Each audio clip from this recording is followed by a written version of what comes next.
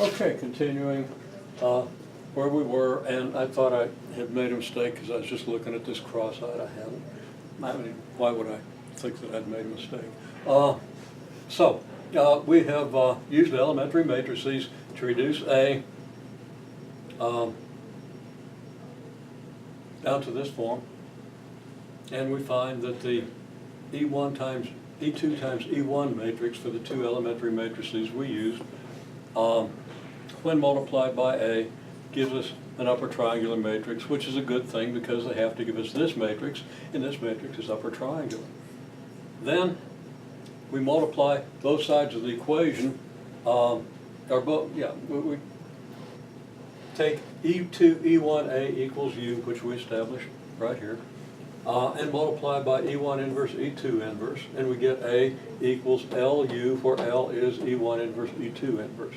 And then I said, well, here it is, and this confirms that it's lower triangular. And it does, but I said it doesn't because don't even ask. But here's the product of our E1 inverse E2 inverse, this product. And we see that all the zeros are above the diagonal, okay? So it's lower triangular. Now, I think what my feeble brain did was look, wait, all the zeros are above zero, so it's upper triangular. Now, that's obviously completely wrong, okay? But on a quick glance, that's the way my brain fired, so you gotta watch me. Okay, so anyhow, this is lower triangular. The zero is up there, and that makes the matrix lower triangular. I have to get myself used to that, as if I didn't know it already. Okay, now, this confirms that we've reduced A to LU form, a lower triangular times an upper triangular. Now, what good is that?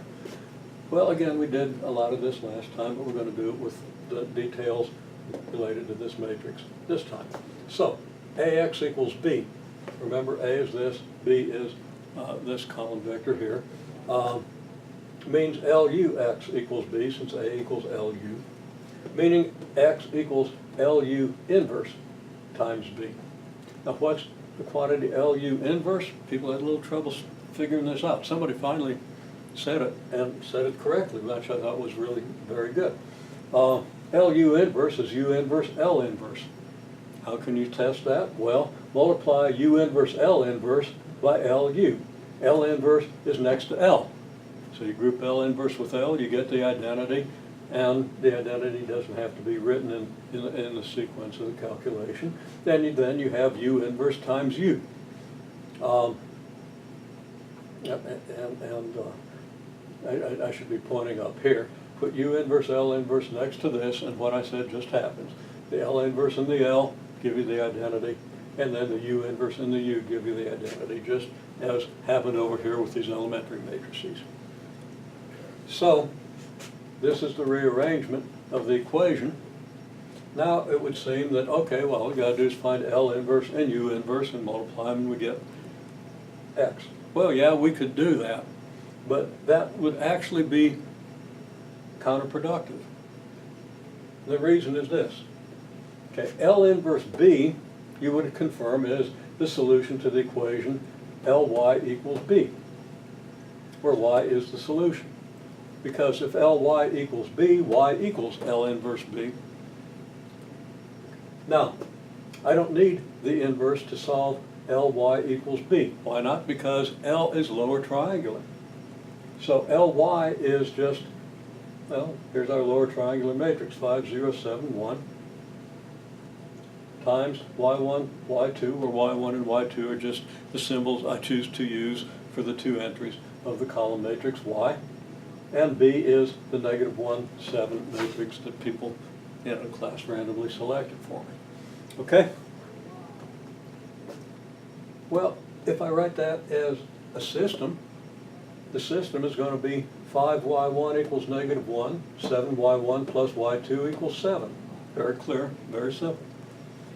How do you solve that system?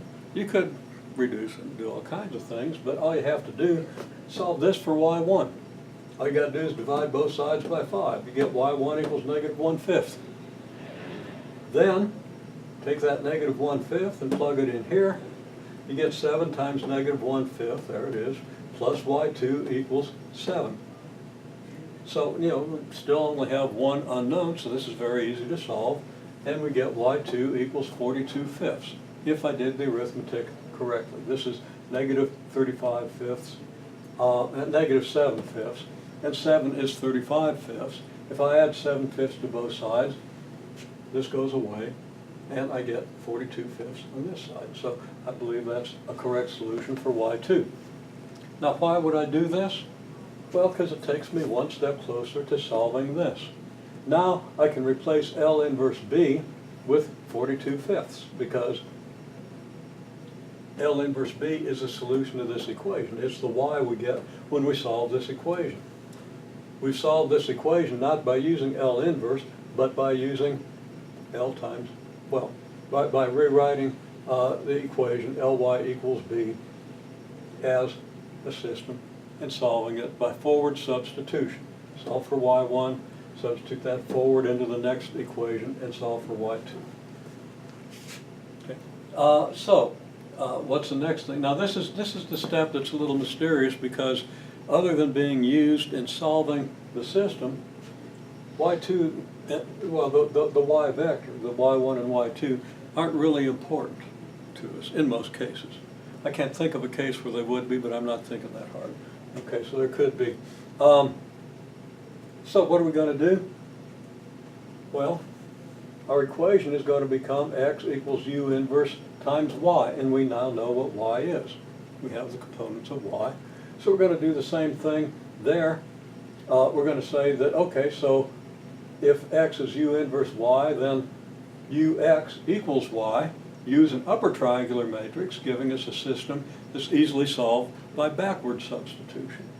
So, solving for y is an intermediate step. It allows us to replace L inverse B with a specific column vector.